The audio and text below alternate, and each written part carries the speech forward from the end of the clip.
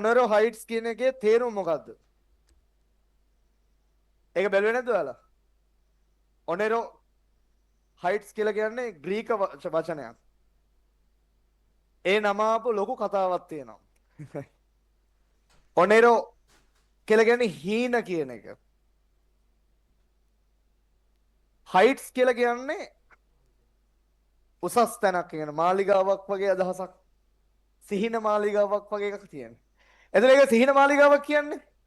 ඒ කියන්නේ ඔයාලට නෙමෙයි ඒක මට ඒ කාලේ සිහින මාලිගාවක්. මම ඔයාලගේ කාලේ ඒ කියන්නේ ඒ ලෙවල් කාලේනේ 12 වසරේ ඉන්න කාලේ 11 වසරේ ඉන්න කාලේ අපේ ගේ ගාව තියෙන ලොකු මේ දොලක් තියෙනවා.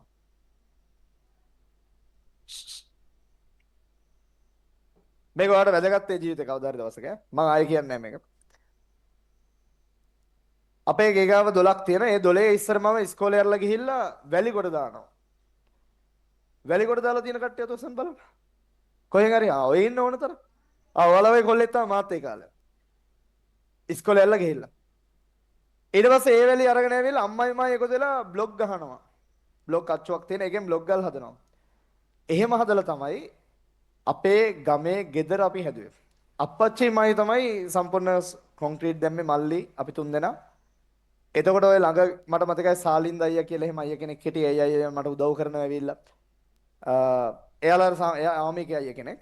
නිවාඩුවට ඇවිල්ලා ගෙදර ඉන්නේ දවස් කිහිපෙයි.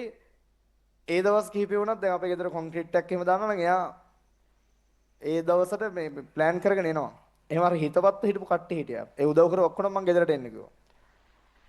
එහෙම තමයි අපි දැන් කියන්නේ ගමේ ගෙදර හැදුවේ. මම ඕලෙල් කාලේ පාඩම් කරද්දී අපේ ගෙදරට කරන්ට් එකක් තිබ්බේ නැහැ.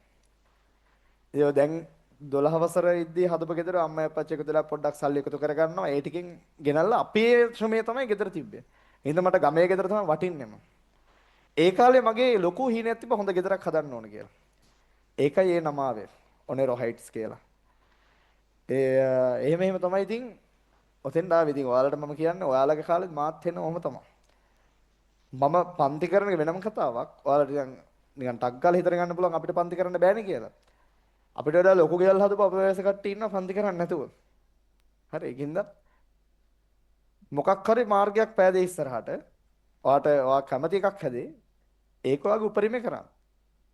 ඒතකොට ඔයාගේ පස්සෙන් ඔයා කැමති දේවල් නිකම්ම එනවා. ඒවා ප්ලෑන් කරගෙන කරන්න එපා. සල්ලි හොයන කාලෙදී ගෙදර හදනවා, වාහනේ ගන්නවා, ඒක නිසා මම මේක කරනවා කියලා හිතන්න එපා. ඒක අවංකව කරන්න. ඒතකොට අනේවා නිකම්ම හැදෙනවා. ඒවා නිකම්ම හැදෙනවා. ඔයා කරන වැඩේ අවංකව කරන්න. එහෙම තමයි ඔනරෝ හයිට්ස් හැදුනේ. හරි එහෙනම් අපි මේ 10යි 50ට එමු.